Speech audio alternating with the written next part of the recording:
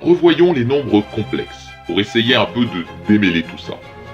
Si le discriminant d'un polynôme du second degré de la forme ax carré plus bx plus c est négatif, que valent les racines de ce polynôme? Comment écrire l'affixe du vecteur AB? Que représente le module de l'affixe ZA? Que représente le module de ZB moins ZA? Que représente l'argument de l'affixe ZA? Que représente l'argument de ZB moins ZA?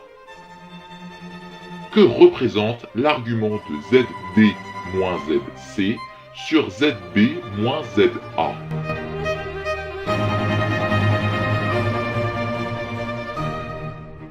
Dans ce cas-là, le polynôme accepte deux racines, qui sont des nombres complexes conjugués.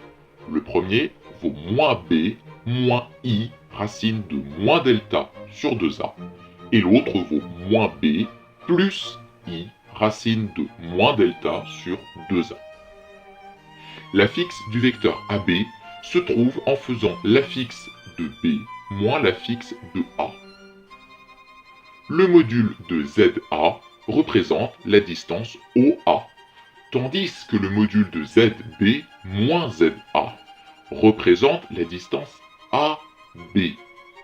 L'argument de ZA représente l'angle entre le vecteur U horizontal et le vecteur OA. L'argument de ZB moins ZA représente l'angle entre le vecteur U, toujours, et le vecteur AB, cette fois. L'argument de ZD moins ZC sur ZB moins ZA représente l'angle entre le vecteur AB et le vecteur CD. Retenez bien ces 5 calculs, car ils représentent géométriquement quelque chose. Il n'est pas rare de voir des sujets de complexes où on vous parle de triangle isocèle ou d'angle droit. Faites un schéma, transposez la question géométrique en calcul de nombres complexes et ça ne vous posera aucun problème.